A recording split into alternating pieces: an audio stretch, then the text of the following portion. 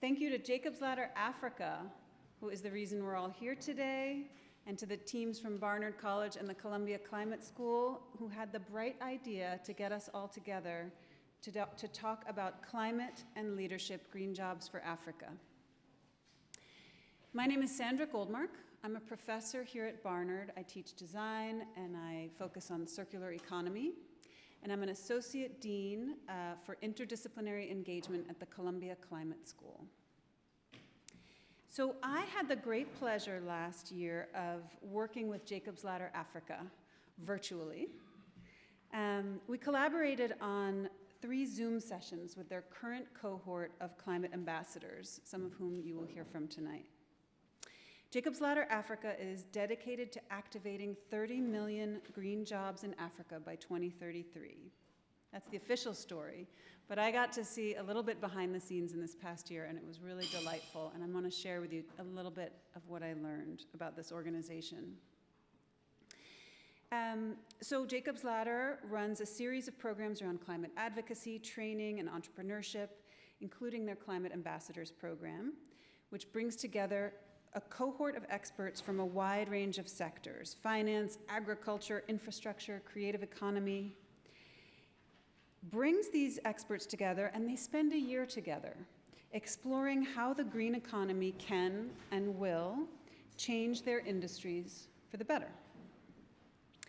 The ambassadors emerge as climate thought leaders, ready to lead the change, or really ready to continue doing so, since many of them are already working deeply in this space, and ready to advocate, again, for change in their industries. So that was a little teaser. You'll hear a lot more and better detail later tonight. A little teaser about the Green Jobs in Africa component of the evening. But I want to pause there. I'm not going to say any more about that because I actually want to focus on the first part of our event's title, Climate and Leadership. So, last year when I met with the JLA ambassadors and the JLA team, I was working on something that I've been calling a climate-ready curriculum for the climate school. I'm still in early phases, and we've been developing and iterating on this climate-ready program as a training program, a series of workshops designed to help non-experts from diverse fields bring climate and sustainability into their professional life, their sphere of influence. This builds on work I've done at Barnard, where I worked with faculty from all different departments to help them think about how they plug into climate. You know, a colleague from history who says, I teach a course on migration and I want to connect it to climate, but I don't quite know how. I have worked with people all around the country in the United States from the performing arts, theater artists, to help them think about what's their angle on climate. How can they be part of this conversation?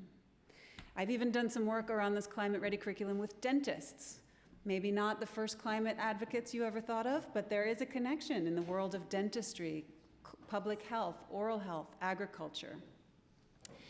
So this curriculum that I've been working on, these training programs, helps people make a clear connection between their work in the world and these big, complex issues of climate and sustainability. The curriculum, in addition to identifying those connections, really focuses on how to make change. Once you've figured out where your industry, whether it's finance or agriculture or performing arts or even dentistry, once you figure out where you plug in, how do you then begin to activate and make change in that space, whatever it may be? So, last year, in many a Zoom room, I worked with the Jacob's Ladder team and the ambassadors to identify leverage points in their industries and to strengthen together our change-making muscles. So wait a minute, you might say, you were going to talk about the first part of the title of the evening, climate and leadership. What are you going on and on about? Well, here's what it is, the connection for me. We hear a lot about leadership right now, right? In this moment in history when so many countries around the world are struggling to meet the climate challenge, when so many are struggling to maintain the faith of people in their basic institutions, where so many around the world are struggling with polarization and the rise of autocratic leaders.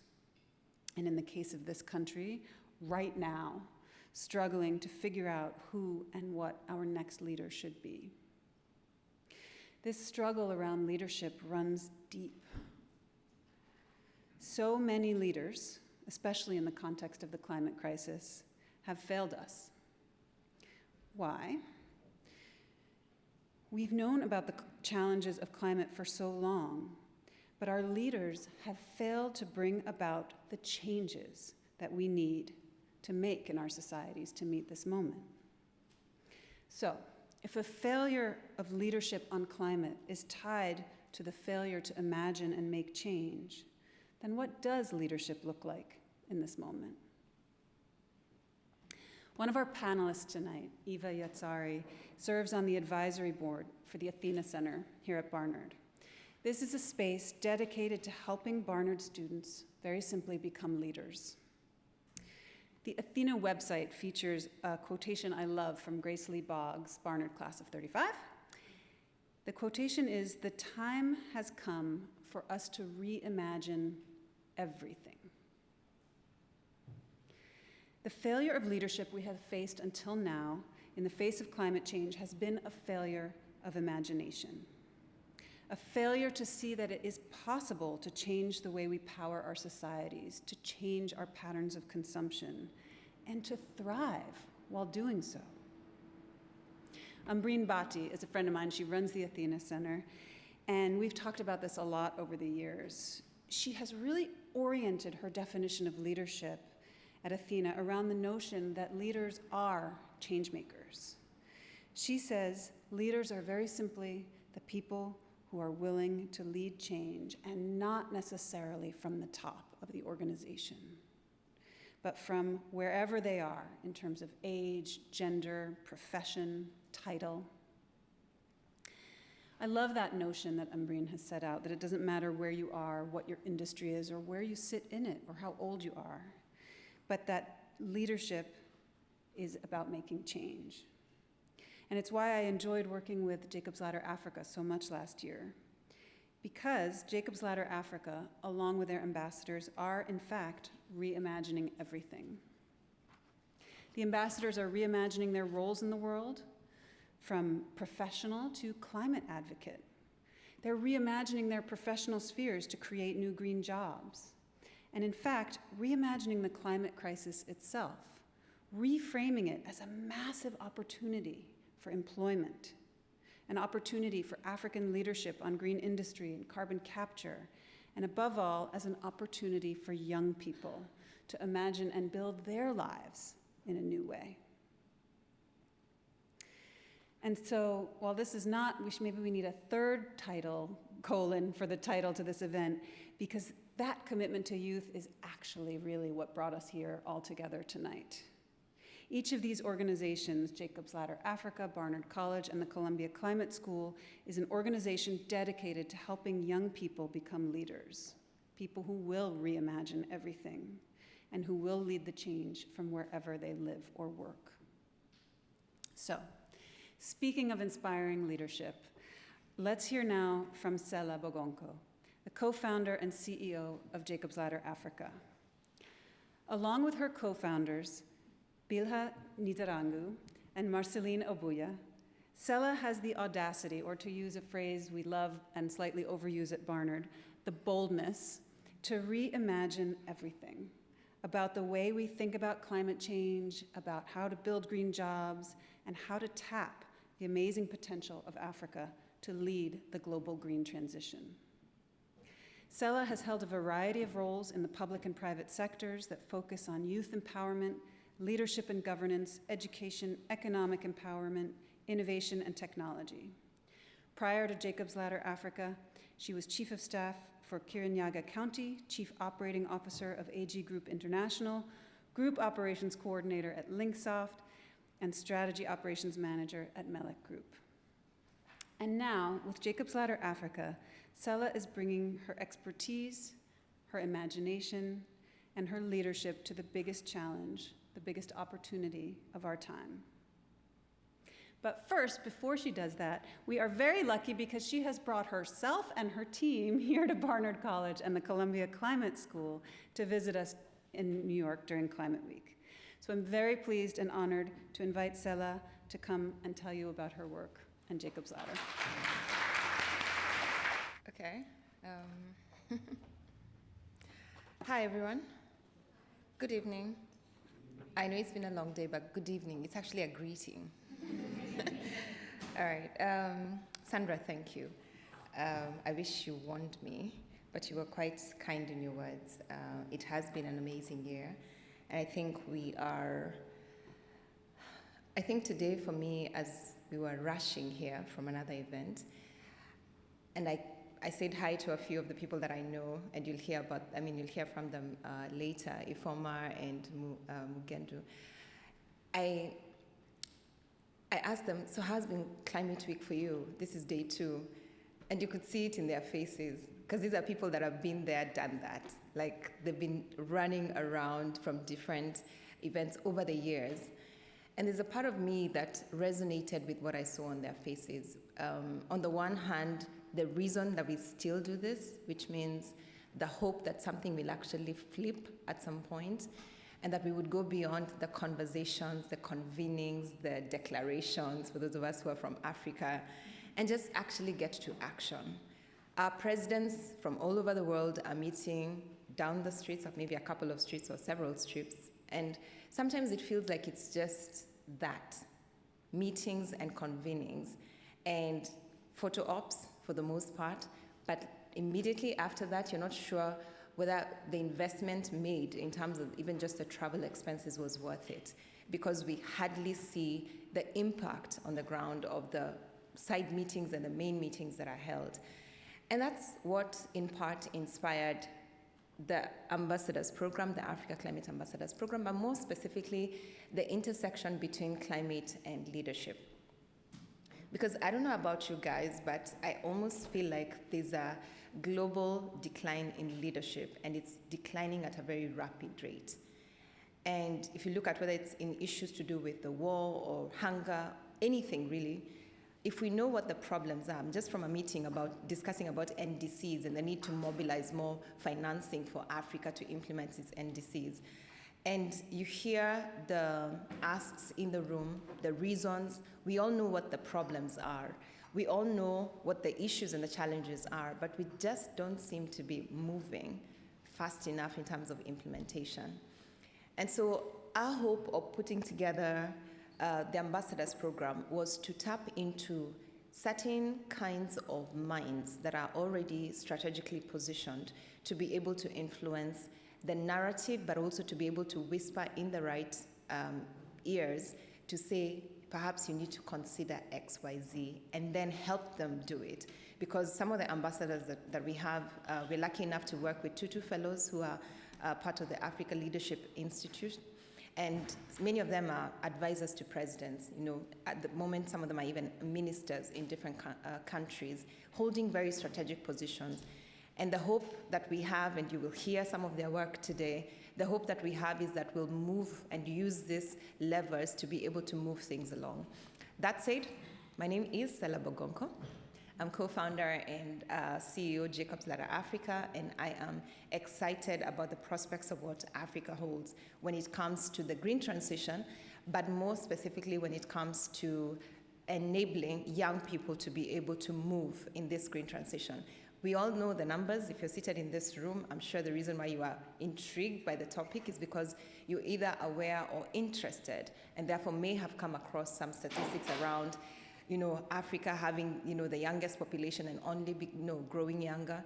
By 2050, we'll have the youngest workforce in the planet. And so there are many reasons why we need to invest in the African youth. And that's why, as Jacob's Ladder, we thought, what do we solve for? Or how do we get into this space in a very strategic way, but in a very impactful way that can be measured? And so we thought to solve for two things when we began looking at the kind of work that we would spend the rest of our lives, my co-founders and I, spend the rest of our lives doing, and that's solving for youth unemployment on the one part, and then green climate change on the other. And so putting those two circles together, right in the middle, you find green jobs.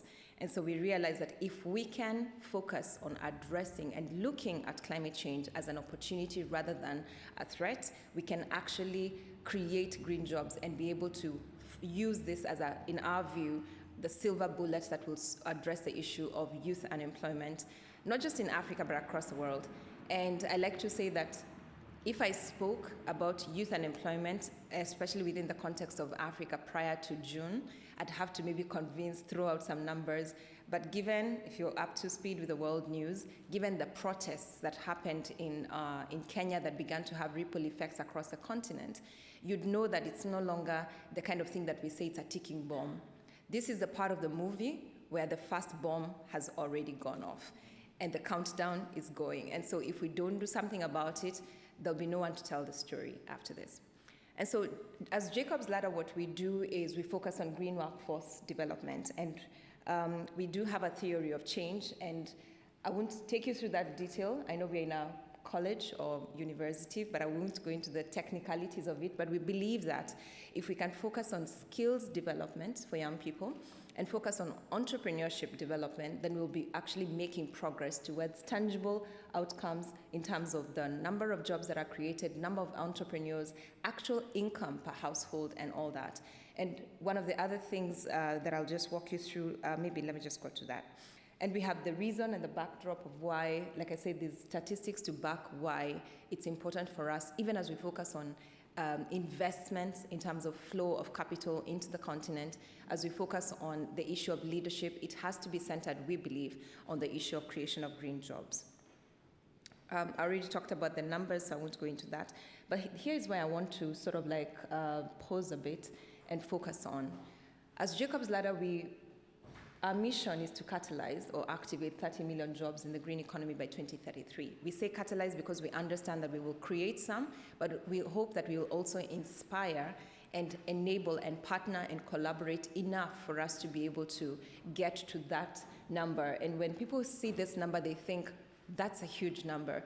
But when you understand that Africa is heading to about over 1 billion people, and that a significant portion of that is actually unemployed, and the numbers are getting, the young people are getting increasing, and the employment opportunities are not necessarily increasing at the same pace, then it means that we are not doing so well, and this is just a drop in the ocean. So we do this in 4 main ways. The first one is the climate advocacy, which is where the Ambassadors Program falls under. I'll just maybe move into that. I'll move into that. The climate advocacy, we basically create and co-create programs to advocate for either sector-specific issues or just broadly speaking the issue of green jobs. And then the other thing that we do is green skills, because a study that we did about 2 years ago, we realized that one of the main hurdles or barriers of young people getting into the green economy is climate literacy. Just the basics of climate and climate action and how they can meaningfully participate. And as we've gone through our work, especially over the last 2.5 years, we've realized that we do need to be very strategic about green skilling. I'll give you 2 examples. The first one being Kenya launched the first green hydrogen project a year and a half ago. It was announced in Sharm el-Sheikh and broke ground sometime last year. And the discovery after the announcement of the big opportunity was that we do not have green hydrogen engineers in the country. And so we have to couple investments together with green skilling. The other one is direct air capture. A very amazing, the use of technology for carbon removals and all that. But then again, our universities and higher education institutions are not preparing their graduates to be able to take up these opportunities. And that basically means that someone has to fly from somewhere else, I won't mention where, to come and do those jobs. And yet we have young people who can be upskilled to be able to do that. And that's already happening, and we're excited about that. Then the third thing that we do, I'll just move to this side, which is climate entrepreneurship development. We realize that there are young people who simply want to be employees, and they're happy with that. They just want to wake up and go to a job somewhere and be paid for what they're doing. But there's some that are bold enough to be able to say that I want to solve a problem within my community. And you'll hear some of the examples from the continent, but also just there are many amazing stories and amazing young people that are actually doing a lot of work within their communities and need that push to be able to get to the growth stage. And that's part of what we're doing. But mostly we understand that people are afraid to look at building the pipeline. They like to go for the entrepreneurs that are already proven, they've already done something. And so we go a bit further, a step back, and look for those young people with brilliant ideas and take them through an incubation program across different sectors to be able to help them to get to the pre-seed funding stage. A couple of months ago, and this is the last category of what we do, a couple of months ago we realized that there are young people who are happy to be employed, and then there are young people who are bold enough to be entrepreneurs. And then there's another category of young people, and apparently they're the largest category, who don't want the burden of being an entrepreneur in terms of looking for the capital, convincing someone to give them money. They just don't care for that. But they also don't want the responsibility of being an employee. And you can tell I'm talking about the Gen Z at this point, right?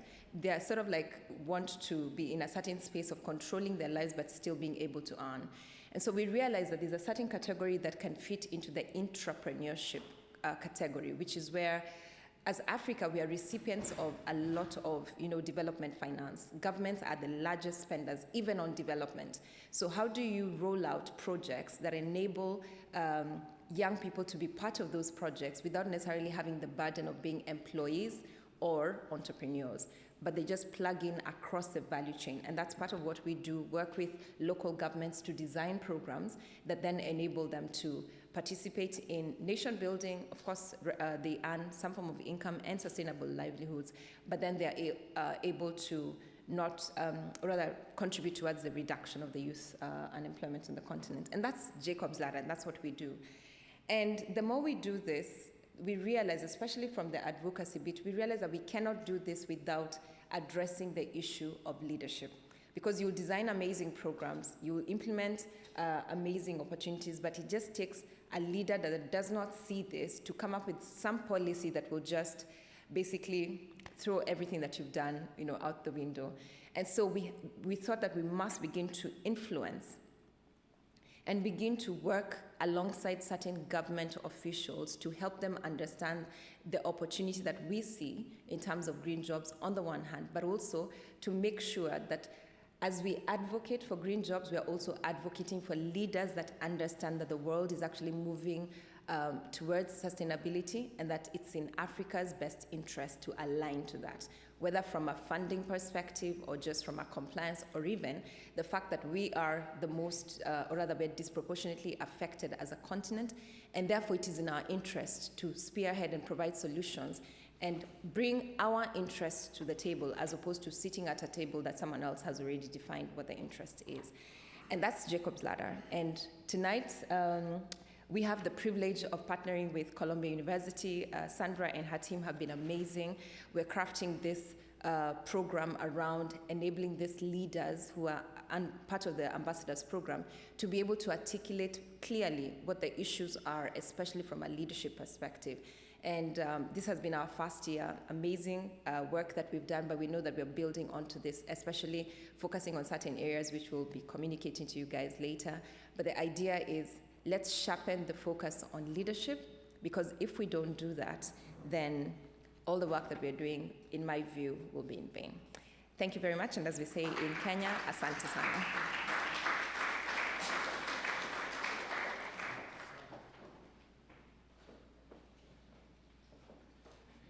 Thank you. That was amazing.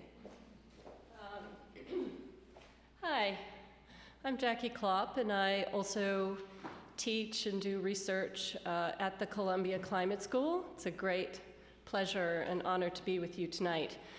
I'm going to facilitate in the next while, and then you'll see me come back at the end with some comments as well. But I will first just simply invite the two wonderful speakers to tell us about their amazing work. And the first person that we'll have is Jacqueline Okeo. And she's going to talk to us about Mzazi. Yeah, Jacqueline, just come on up. Good evening, everyone. Thank you so much for the opportunity. Thank you to the Africa Climate Ambassadors Program. I'm very proud of this Africa Climate Ambassador Program, particularly because they are from my home country of Kenya. I have grown up in South Africa, Really the idea or the instrument or the concept or the business that I'm going to be talking to you about is something that has emanated from the time and my lived experience in South Africa and trying to solve some of the problems and challenges that I've experienced while working in the real estate sector in South Africa. But really has the opportunity to scale beyond South Africa into other markets, and we'll discuss that a little bit shortly. What the instrument actually is, what the business is, it's a clean utilities fund that is partnering with affordable housing landlords to catalyze investments in clean utilities projects that are targeting specifically low to moderate income households in Africa. We are starting off with South Africa, but the idea really is to scale beyond the South African market into East Africa, and eventually if we get enough capital, we can then move on to other African markets as well. Our mission really behind this enterprise, we want to ensure that there's a just energy, we want to advance a just energy transition in the built environment sector because we see a lot of inequalities that are happening in this specific sector. And if you look at South Africa, for example, a country with very high inequality. The team, what you're seeing on the screen really here is the founding team. We actually met here at Columbia. I'm an alumni also of Columbia University. We met here 2 years ago at the School of International and Public Affairs. So yeah, coming full circle once again, so it's good to be back. We are an African team of 5, but the team members that you're seeing here are really the founding members of this solution. We are an African team of 5. We are experts in energy, housing, and finance. And we have deep networks and expertise in the areas that I've mentioned.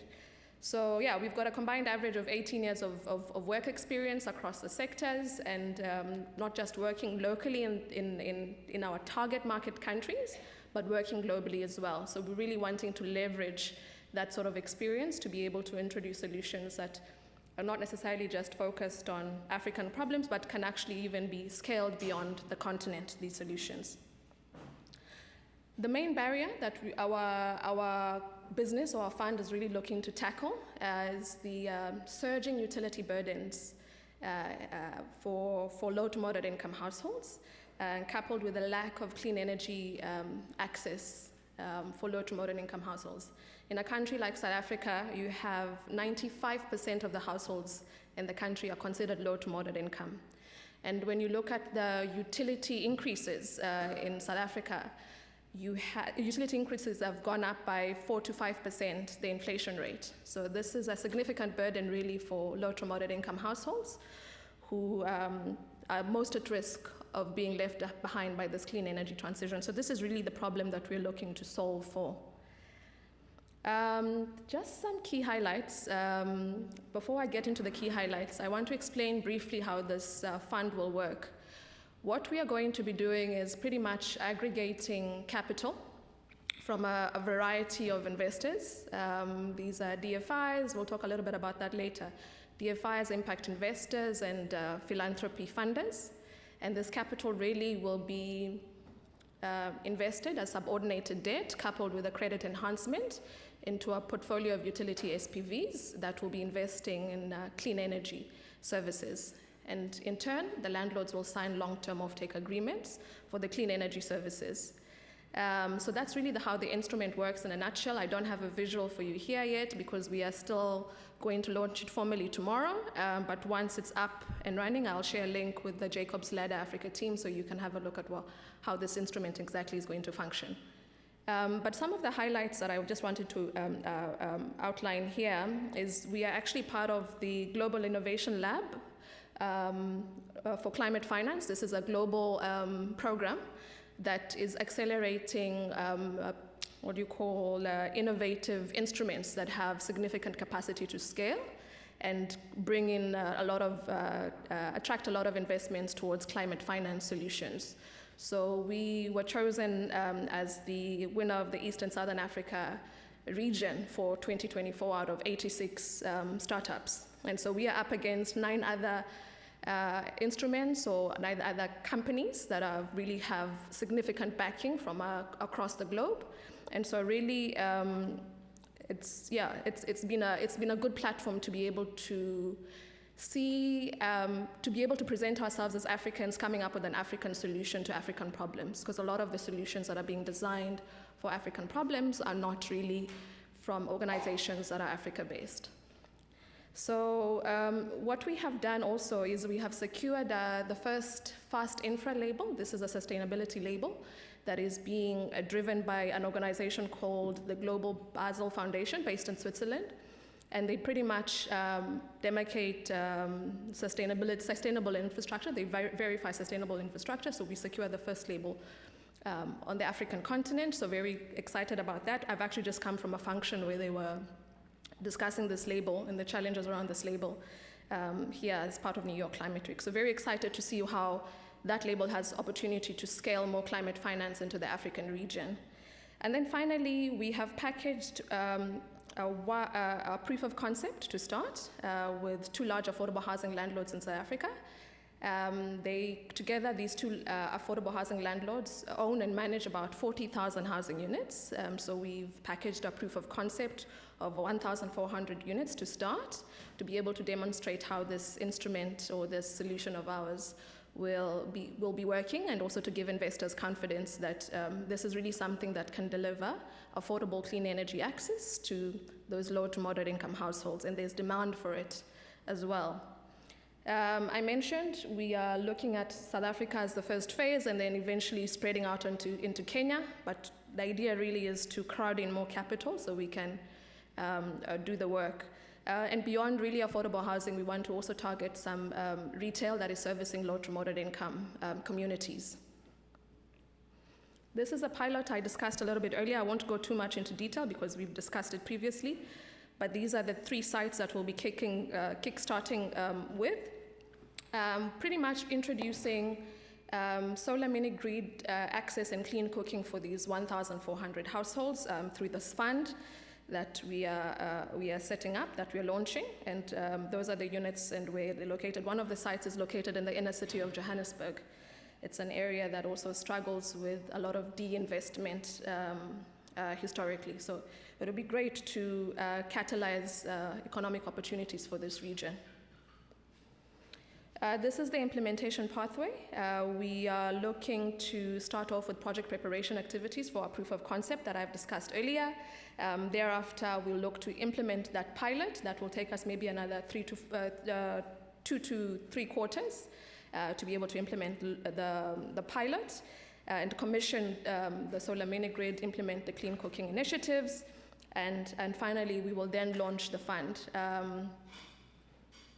Finally, we will then launch the actual fund. We are looking to partner also with an established fund manager who's got a fund license, because we are a first-time fund manager and we are raising money from big institutional investors. So this is something that gives them a level of confidence that we are going to utilize their capital responsibly.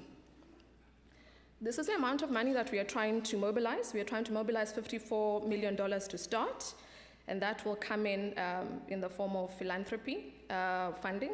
Will come in also in the form of DFIs who are deploying subordinated debt. It will also come in the form of senior debt from impact investors who understand that, who are interested in also delivering social impact. And there's a target fund return that we've projected, but at the moment we are focused on raising and mobilizing funding for our proof of concept. That's the $3.2 million US, of which we've raised half of it already from an impact investor sitting in Switzerland. On this slide, I just wanted to show you exactly how this intervention is helping to, create those green jobs we discussed earlier. This slide really is divided into 3 categories. The first category that you see there is your typical phases of a typical real estate project that it would follow. There are about 7 typical real estate stages, from design, from strategic definition, project preparation, all the way to when the asset is ready for use, right? Our concept is really, the intervention is really designed to step in at concept design phase, where developers and landlords are really looking at building new. Not only are we doing that, but we are also looking at existing. So it's a combination of greenfields as well as brownfields. So we'd also tuck in under the end there under use, and you see that highlighted in orange at the end. And there's also, so potentially in terms of the impact, are also around technical design and manufacturing and construction, we are also able to shape and shift those processes in terms of the intervention that we are introducing. The second stage here, on the second level, these are the priority areas that COP has set for the built environment sector, which is the sector that we're in, the building sector, in terms of trying to decarbonize housing. So they've said, focus on these 5 key areas: finance and investment, demand creation, standards and certifications, capacity and skills development, research and development. These are the areas that, interventions really need to be aligned to. So our specific intervention is really focused on finance and investment. That's the capital we are mobilizing. And demand creation really talks to the households that we are trying to get to utilize the clean energy services. And at the bottom there is just a real estate value chain showing where the jobs are sitting in terms of the real estate space. And so our intervention is really tackling in at the beginning under property finance, and at the end they're under facilities management, as well as in the middle under construction. And so these are just some of the social impacts, but we are running out of time, so let me try and wrap up quickly. So happy to engage with you over the break in terms of if you're interested in learning a little bit more about the solution, happy to share more information. But once again, thank you for the opportunity.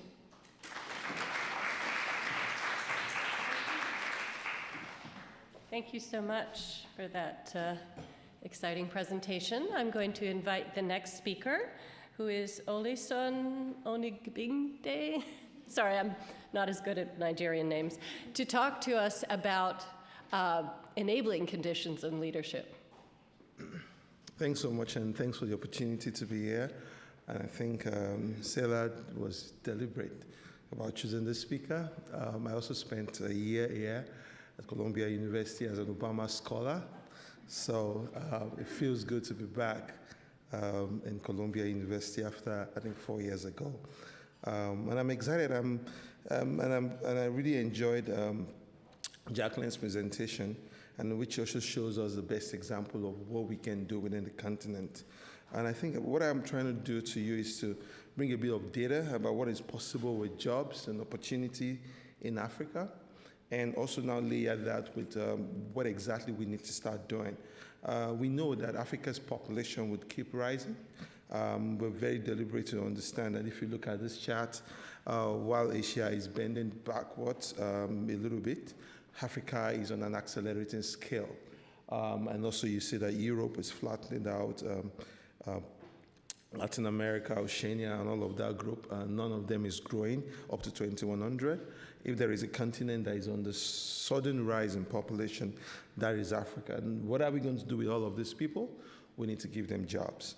And there's this data I pulled up from the African Youth Development Clock, and it's a new data I think being done with MasterCard, to say currently there are 524 million people who of the working age population in Africa, they are employed, and we have like another 5.5% not employed. So if you put it all together, around 43% of Africa is not employed, maybe a student, inactive, not looking for employment, or not just directly employed. And if you say in the conversation Africa, it says 111 million young Africans, which are 21.2 million, are outside the labor force. So definitely we have a challenge of jobs on our hands, and this also creates a whole lot of opportunity for us. And if you think that clearly, you would find also, look at this chart also definitely, and see what exactly does those working population look like in Africa currently. And in 2020, and the light green is where we'll put our eyes on the orange is where we'll put our eyes upon, which is the sub-Saharan Africa. I couldn't find the total African, and 629 people working population in Africa. By 2030, to be 844 people working population in Africa, sub-Saharan Africa. So we're even taking out North Africa from there. Then 1 trillion people, then 1.3 trillion people by 2050. Shows that there is an emergency and there's an urgency for us to get jobs to our young Africans. And the only way we can scale that is to bring people into the green environment. The reality also is that the majority of jobs in Africa is low skill, and it might also continue to be.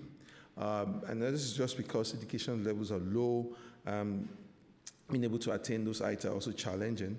And you find out that even when we've had increase in investments in training and education, there's still lack of jobs, and some of those jobs are still within the low-skilled environment. If you look at it in 1991, 66% of the jobs created within the low-skilled environment. In 2019, which you put up, that's close to almost, that's a lot of years. I mean, if you put that together, you still find that 63% of jobs in Africa are still low-skilled, showing that even if there's an opportunity for us to accelerate green jobs, we still have to also look at the low-hanging fruits of being able to couple solar panels, being able to bring things together for most of the people that we talk about. And there is a potential that has been spoken of here. This is a report by BCG, that there can be 100 million jobs in 2030 within the Great Africa value chain. And I'm happy that by 2033, we have Jacob's Ladder speaking about they want to be able to enable 30 million jobs. And it's saying that in wind, solar, geothermal, hydro, and battery, there are a lot of opportunities there. Within also the charging infrastructure, climate smart, aquaculture, and poultry, ecosystem conservation, water recycling and management, and all of that can catalyze 100 million jobs for us. Biggest potential we also know is in solar. That's where we can get the biggest chunk of the jobs. And you can also find significant level of jobs even from agriculture, which is aquaculture and poultry. A friend of mine here who said that Steve Okeleji is one of the best examples of working to improve regenerative agriculture through agriculture, doing value chain work around transforming energies into much more renewable forms and making sure that people within the lower chain are also be able to embrace such technologies. And the reality is that if we are going to create these jobs, some things will have to shift. You know, the AFDB says that 15 million of new entrants working to the workforce will be created by Africa by 2030. 20% of this job force is potentially going to be in the green employment if we do things right. But the reality is that what leadership do we need to bring in action to be able to make all of this work? What kind of leadership does Africa need to be able to do transformative work? And I'm happy that Jacqueline is showing incredible leadership by making that happen. And I think Stella also mentioned how Kenya wanted to start a green hydrogen project. I mean, and specifically, the education infrastructure there was not existing. And I think that also comes to my own point, that we have to expand knowledge ecosystems. There are no ways to create green jobs. I spent the last 2 weeks in Silicon Valley in the YGL, that's the Young Global Leaders Program. And I listened to a lot of people who are doing transformative work. They're trying to decarbonize cement. They're trying to remove the carbon footprint from garment manufacturing and different kind of products like that. So and those things are connected to the knowledge ecosystems in Stanford. So it's extremely important that if Africa is going to be able to be part of this green job, it will not just be about buying solar panels from China and coupling them back at home. China also wants to make solar panels and couple them. We would have to also build our own internal knowledge ecosystems. We will also have to activate innovation ecosystems if that's the leadership we want. So it's not just the knowledge ecosystem, we'll connect knowledge to the innovation part of things. Startups, platforms, private sector teams will happen. And for government, then there has to be a huge work on the private sector system. The law of acceleration you see in the climate space is also government funded. And this country that we are is the best example of that under the Inflation Reduction Act, where the President Biden has given billions of dollars to be able to activate innovation clusters and private sector investments in climate change. So it's nothing new if African governments begins to think through in this direction. The other part is also to integrate with global marketplace. We need to be very specific that we're not just going to produce for Africa alone for the global space. And public financing. One thing we're doing in budget is that we've looked at public financing for clean systems, but African governments are spending too little. It looks like we just come here for, like Sarah said, coffees, gallons of coffees, and a lot of long talk shops, but we're not trying to really put our money where our heart is. I think this will be my final point. Now, we'll just run through that. We need to support green startups, something like what Jacqueline is doing. We need to power them. We need to provide access to green finance. The vehicles that have been created across the world. Africa cannot just be a recipient, has to create its own innovative finance vehicles. We need to also access climate finance across the world. We still access less than 2% of global finance, climate finance available across the world. So there is a big problem there. Investing in knowledge sharing. So we will not just build these knowledge ecosystems in silos. We need to band together as Africa to be able to do these things. Then we also need green economy strategies. Not just do things on the spur of the moment. Think long-term, think medium-term, especially in waste management, agriculture, ecotourism, and also renewable energy. Then we also have to build regulatory incentives. I already mentioned about how the US is doing that with the Inflation Reduction Act, which has significantly transformed the environments and businesses across the US. Thank you very, very much. Thank you very much for that really big picture where you've raised the importance of Africans really leading this moment in the green transition. And so that will, I'm sure we're going to come back to that. So I'm going to just turn things over to Sela now for a panel conversation that she will moderate. Hi, everyone, again. I'd like to invite my panelists, Mugure, Janju, Lisa. I think we all know ourselves, so maybe we could just save on time. Let's give them a round of applause. Awesome. Ifoma. Hubert? Oh, you want recognition? Okay, Hubert, let's give him a round of applause.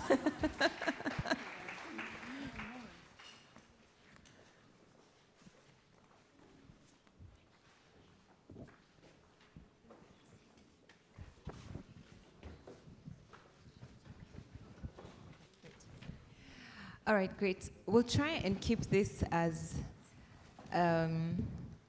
short and sweet as possible.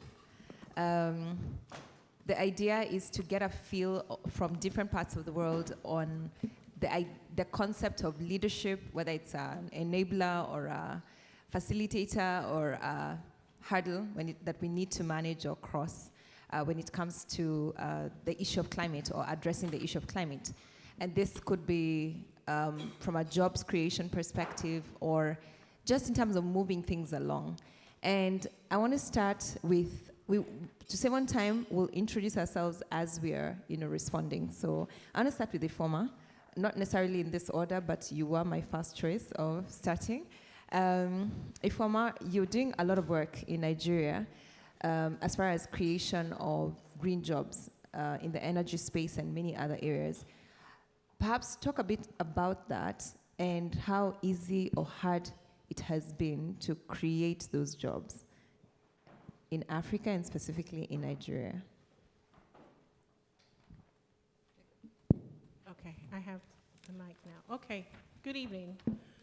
My name is Ifoma Malo, and I run an incubator and an accelerator and a research firm in Nigeria.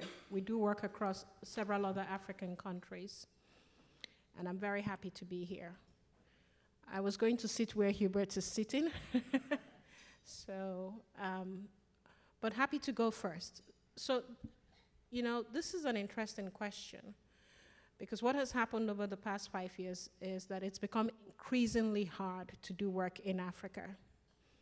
And even more so if you're doing development work. Shemu and I were just having a conversation about the fatigue we feel doing the same things over and over again and not seeing the impact. There are three things, there are three fundamental shifts that are occurring on the continent and not just in Nigeria. You feel like there's a realignment of politics on the continent. And not politics in a way that is progressive, politics that is very retrogressive.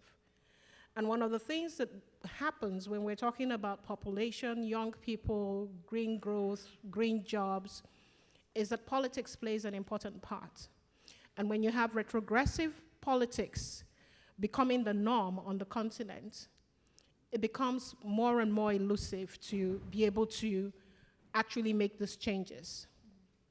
The second thing is, while on one part there seems to be an awareness of climate issues and the need to move to a greener future, there is also resistance.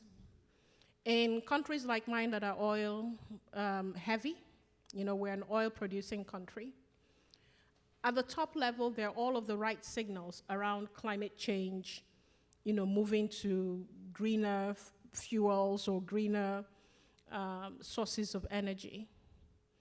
But at the macro level, everything that happens in the country is still oil dependent. And you can see this in the spat between Dangote and the government, if you've been following that story. So there is the talk about climate, but we're building big, refineries. And so what does that tell you, right? That we're making all of, and this is not peculiar to Nigeria, I could begin to point to other countries where the same things are happening. And then the last thing I'll say is around the financing. I think it was your presentation, Sela, or was it Cheun's, that talked about the global finance landscape when it comes to climate, and how very little of it is coming to sub-Saharan Africa. And yet there is this move to transition us very quickly to greener technologies when we're the least pollutants. So when you see a lot of resistance coming, it's because people do not see the need to transition. We haven't made the best case argument if the financing that we need to transition is still limited. So those are the three big things that I think I want to start off by highlighting that are the biggest challenges for those of us that are doing the work on the continent. I'll stop there. Excellent.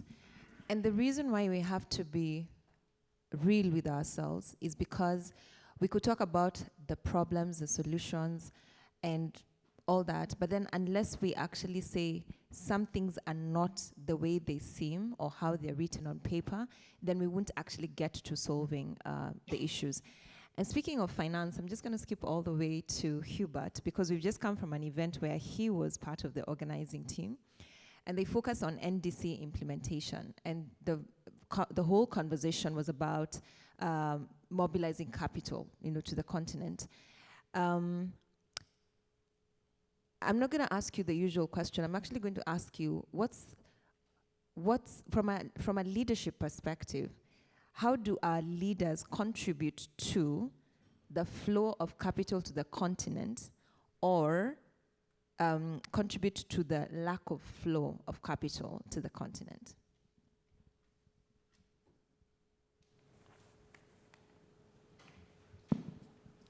So, good evening, everyone. My name is Hubert Rizibiza. Thank you very much, Jacob's Ladder, Columbia University team.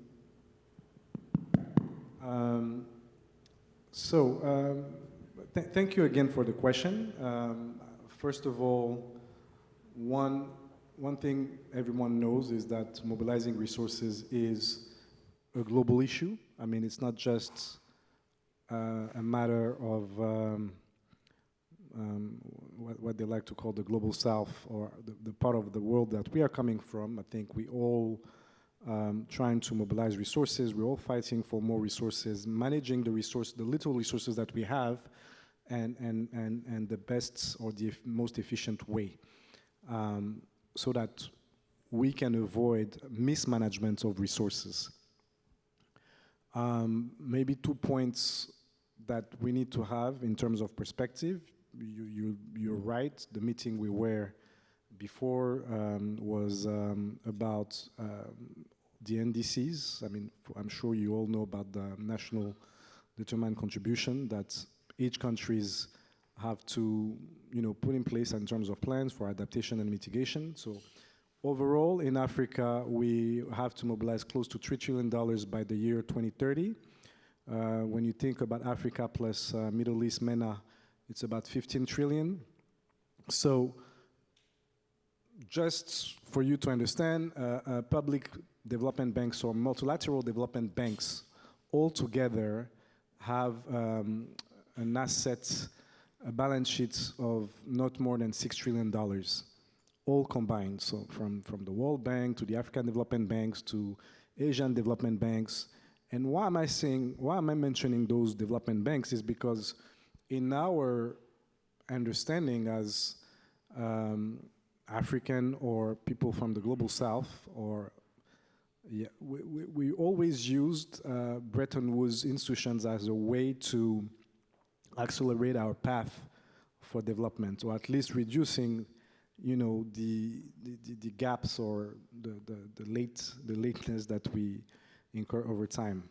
I'm not going to spend too much on this, but on whatever structural adjustments that were put in place. But as of today, what brings as an equalizer could be the crisis on climate change, because we are sharing this crisis, yet we are not the number one contributors, but we are still accountable to the global framework and also our contribution vis-a-vis of implementing the policies that will allow us to mobilize those resources. So NDCs is one of the metrics. But as of today, we're trying to look at blended finance, blended investment, structure to mobilize more, because I've said that public development banks don't have enough capital, so we need to bring in blended or private sector, private capital, philanthropy, so that we can de-risk or accelerate the speed of capital mobilization. But then, ultimately, it's also the responsibility of countries to define or design or improve whatever it's already designed and defined, the ecosystem and their financial ecosystem. And by ecosystem, I'm thinking about capital markets, I'm thinking about financial centers, I'm thinking about robust plans with central banks. I mean, the whole the whole ecosystem of the financial system, led by strong ministries of finance, and with a sound private sector environment to allow really capital to flow. And that's a responsibility not only at the continental level, because we have institutions that are supporting those efforts like GFANZ, the Global Financial Alliance for Climate. We have the AFAC, which is hosted by the African Development Bank, which is the Africa Climate Finance for Financial Institutions. I mean, many constituencies on the continent that allows or supports countries and improving their environments for flow of capital to inwards, essentially inwards, but also outward, because the flow, it's actually a flow. Now, what we are not doing, and I'm trying to speak from a general perspective as African, is to ensure that we have policies that are, allowing the flow of capital. So to come back on the ecosystem that I just mentioned, so few countries are doing it, but not all the countries on the continent. And to be honest with you, from a global perspective, from global investors' perspective, they will look at Africa from an homogeneous way, and not as a single country, because they have big capital, so the absorption capacity of one country might not be at the same level. So those are factors that, to me, are not helping, one, accelerating mobilization of capital, from one side or another side. But I will stop there, because we can take long to one, propose the solutions, but also to look at the problems that are inherent for mobilizations of capital. Thank you. So I feel like you've given us a politically correct answer. You've given us a political answer, but we'll take it. But I want Lisa to be able to just break this down from a leadership perspective before we go to Dr. Harry from a China perspective. I want to hear your perspective of that, east or west, and especially from a flow of finance perspective, but from a leadership perspective. Dr. Lisa, what do you see of the continent when it comes to the role of the leadership in contributing towards, one, flow of finance, but secondly, the creation of green jobs that we're talking about? I'm Lisa Dale. I'm here at the Columbia Climate School, and I direct the master's program in climate and society. I have long-term research interests in sub-Saharan Africa, especially Rwanda, and I have an appointment also at the University of Rwanda. I teach there and do research there. So I think I'll respond to that question with a focus on universities and maybe the role of universities in fostering leadership, if I can create my own question to answer.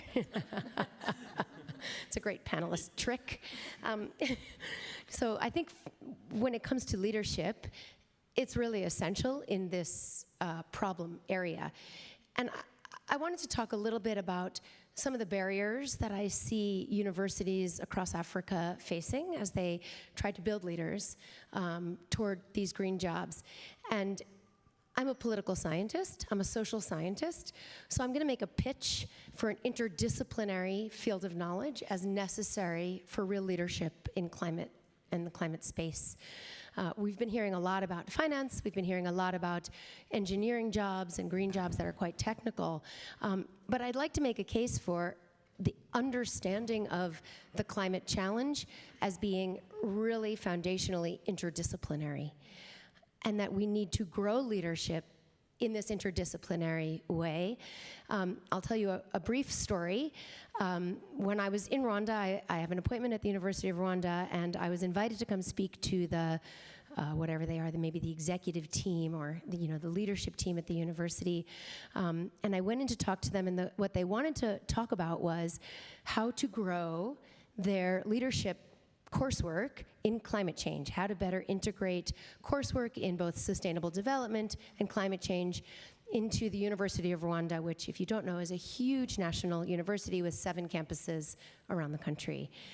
And when I began talking about the importance of interdisciplinary education, it very quickly became clear that among the barriers to accomplishing that, the University of Rwanda had its social science campus in a different city from its science campus.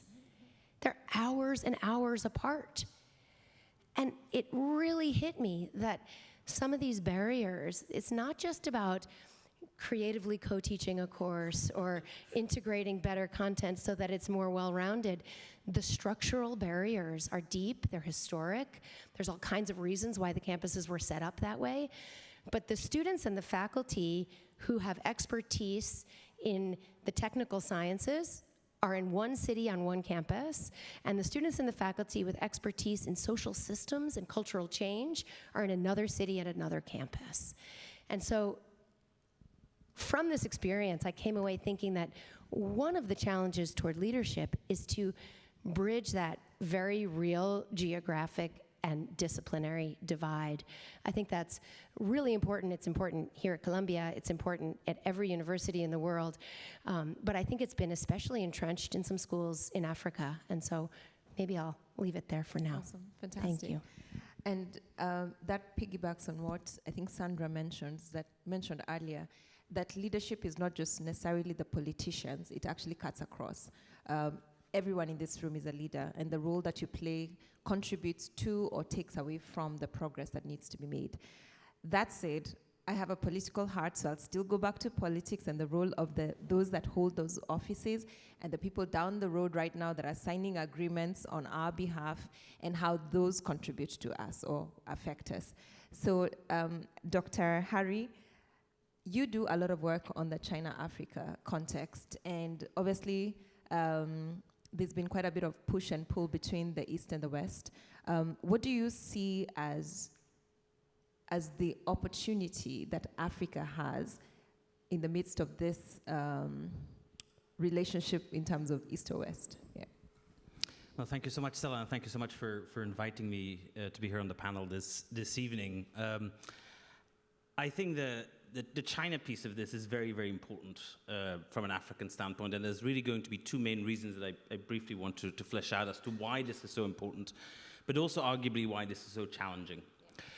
The first is that from a geopolitical perspective, if you look at the last 3 decades, there has been no more geopolitically consequential trend than the extraordinary intensification of relations between 55 African countries and China. This is very often expressed in economic statistics. I mean, just to put one out there, in the year 2000, bilateral trade, so both imports and exports between all 55 African countries and China, was worth around $10 billion. Last year, those very same volumes that we're looking at were essentially worth about $292 billion. There's never, either in the history of China or the history of Africa, been such a rapid intensification of economic ties that has been happening. And this is not just something that people in China or in Africa should be paying attention to, but this is also central to understand China's role in the global political economy of carbon. You cannot understand the way in which China has become and maintains its position as the so-called workshop of the world unless you understand at a structural level the extraordinary levels of resources that year after year China extracts out of Africa and pumps into its productive capacity. And it's both visibly very directly in things like oil and gas, most obviously, but it is also true, for example, for a lot of critical minerals and a lot of other vital inputs, both in the traditional carbon economy, but also potentially in some of the solutions. Now, the really worrying part from an African standpoint is that of the $292 billion, 90% of that trade is essentially about natural resources. Almost always, as it has historically been, primary commodities, of which there's been no value added or very limited value added. And this, again, is very important because especially as in the work that you're doing and when you're thinking of jobs, and especially meaningful jobs, jobs that are actually productive, that give meaning to the person doing it, that over time lead to some kind of spillover, not just of the skills, but even of knowledge itself, that in that entire pattern of interaction has rarely been present. Again, if you talk to a lot of Chinese investors, they'll very often admit, of course, that especially when it comes to skilled labor, they import this from China or from elsewhere. And part of the reason they give is very often that it is so difficult to find the right kind of engineers or technical specialists in certain areas. So again, that points, as you said, to the massive opportunity that there is to at least try to take the Chinese at their word and try to say, look, we have a number of things to offer and this needs to spill over at a systemic level. Because technology transfer is an empty concept if you don't have the people who could do that transfer. The second thing, and I'll conclude with that, in which China really matters, is that it also shows a very different way of doing things. I mean, some of my panelists here, I think, were certainly not wrong in saying that Africa would benefit a lot from engaging with global markets and trying to create a more conducive environment for capital inflows. But it's also worth pointing out that this is actually quite different from what China has been doing. China did not become a world leader in any of the renewable energies by essentially copying a kind of Western model or essentially just embracing Washington consensus ideas of liberalize your capital account and become a more enabling environment for capital. It's actually by posing fairly strict conditions on that capital, by daring to say you must transfer technology. Those patents that you have, they must be limited in time. You must train X number of people, and not only at the low-skilled level, but it's those kind of active steps that are critical. And when you're expressing your pessimism, that I think you were right to do, or the colleague here from Nigeria was, about the turn that politics is taking, this is indeed worrying, because you do need strong states that are able to demand this of investors or international partners, that are able to provide the kind of public services that allow ordinary people to take up these kind of jobs and to be entrepreneurs, and of course able to provide security in large parts of the territory. The net security situation in large parts of Africa has receded over the last 10 years, and this is a challenge, and there too I think there's something to learn from China for those who are willing to really look at what has happened and what it might well offer in the future. Fantastic. Eva, as an emerging markets expert, what do you see from an African perspective? What are we not doing right, or what do we need to do for us to be able to take the kind of steps that Dr. Harry is talking about, if you understand the question? I do. I do. So let me give a little background on why I'm here.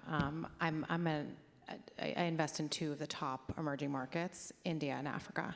My father grew up in Tanzania, and for me, I look at capital markets. So I think we'll be friends. There's a lot there. And so I really fell in love with the problem of building capital markets where they're not available or kind of present or at least enabled. I worked on Wall Street in the fund business, and so I run a venture fund that kind of does exactly that. So to your question, can you repeat it? Do you mind? In terms of emerging markets, what are you Yeah. seeing of Africa and what we need to do? Let me maybe make it more specific to you to attract more capital from your perspective. Yeah, so I mean, what Dr. Harry said was fascinating. I think the word extractive was not included in that, and I think that's really something that you and I can spend some time on. So I think it's hard to follow because I don't really think about China when I do my work. I think a lot about how to use the tools of capitalism, and that's because I'm investing in people building businesses that will create wealth. And that wealth will support some of the kind of unwinding of the endemic problems of debt and debt burden amongst most of the African countries. And that debt burden causes a big just kind of issue across the board because there's no ability to public spend.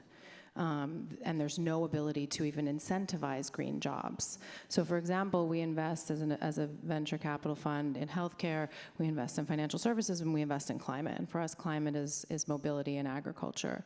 But because I think the president of Kenya is doing the best he can, but the KRA is really, really struggling. And you want to explain what KRA is? Yeah, the Kenya Revenue Authority is just really struggling. I mean, they have a really high interest payment, and this is how it works. Like when you have a really high credit card payment, you just keep amounting interest. And by the way, I do say that, I mean, I think this summer was challenging. We're very well connected to the embassy. And I think he was in a really tough place, and that's a separate conversation. But when it comes to the Kenya Revenue Authority, I think it just does not enable a country like Kenya to do what it wants to do. And this is where, in my opinion, leadership is really important. And I'm also on this panel, frankly, as a part of the Athena Leadership Center. I sit on the Leadership Council. I'm a Barnard graduate. And when somebody emailed me to say, will you be here because this is about Africa and Barnard, I said absolutely, and I didn't really ask any other questions.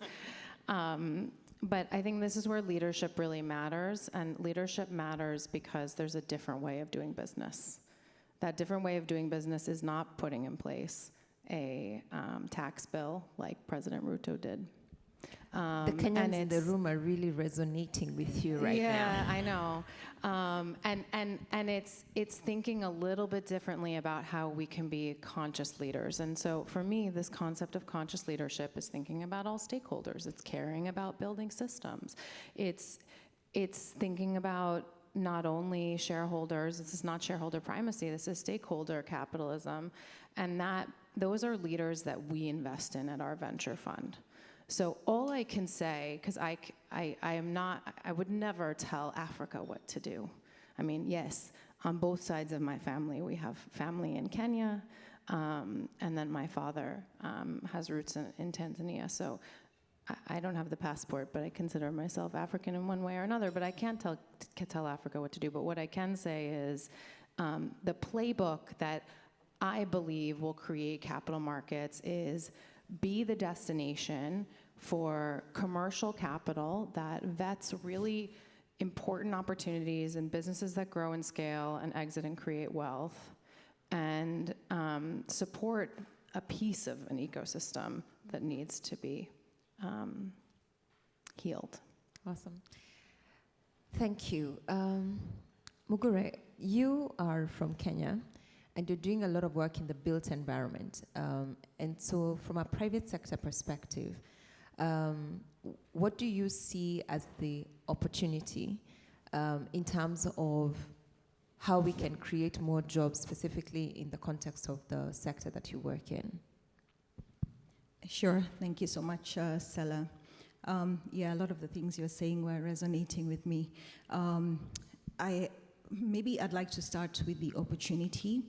And really, I feel the built environment, especially in Africa, has an astounding opportunity to sort of be the sector that drives change. One, because of how much it contributes to climate change. Buildings use about 34% of global energy use. In addition, the same buildings emit 37% of CO2 emissions globally. Now, why in Africa the opportunity is so immense is because we are yet to build about 70% of the building stock that we need, which means we have the opportunity to do it right and not to spend billions of dollars trying to correct the mistakes that we make. In addition to that, I mean, just looking even, when I was looking at Jacqueline's presentation, that excites me because we have 97 million units of housing that we need on the continent. So having interventions and solutions like Jackie's will really move the needle. Again, with regards to opportunity, one of the challenges the built environment has on the continent is around policy. Only 10 countries have a building code on the African continent.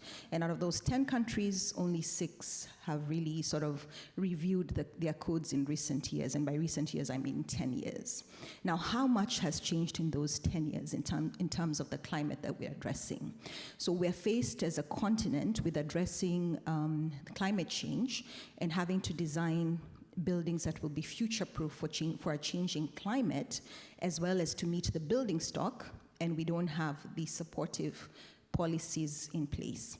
So there's so much opportunity with regards to putting the policies in place, with regards to resilient building codes, but building codes that are not prescriptive, building codes that allow for a changing climate, allow for local technologies, allow for innovations, like what Jackie's doing.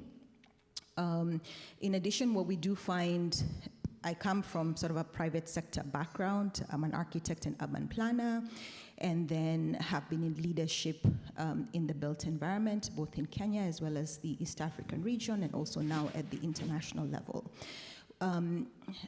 The built environment is very slow in terms of moving with regards to change. You know, I think you could use the bricks and mortar thing, like we're really bricks and mortar people. we move slowly. But in the private sector, we do see a lot of innovation happening, but it's not being embraced quickly enough, whether it's in policy development or even with regards to academia. Is it sort of, are we seeing a change in how we're teaching in the schools? It's not happening as fast as it's happening per se in private sector. And I've had sort of the privilege to even sit as an adjudicator in accelerator platforms and have these really innovative technologies being presented, from pavers being made from plastic tiles to mushrooms being used to make gypsum. I mean, it's acoustic tiles. I mean, it's really, a lot is happening in the sector, but the policy reform is not there to sort of support that. And then academia is also slow to move. So there are opportunities for us to sort of really make some sustainable changes collaboratively through the whole value chain towards driving that change in the sector, because we do have the opportunity. Excellent. So as we've heard from the panel, you have entrepreneurs who want to do the right thing, develop this, opportunities on the continent, and there are challenges that they're seeing, but there are also opportunities. We've had, of course, the issue of academia, the role that academia plays in terms of raising the leaders, the geopolitical issues that cannot be ignored, the flow of capital or lack thereof, and the reasons why, and then, of course, from a private sector perspective. But I wanted to hear one or two people from the room. What do you think are some of the things that we need to address? Obviously, we know there are a myriad of issues, but then do you have a question for any of the panelists, or what do you think? Do you have a comment or a question?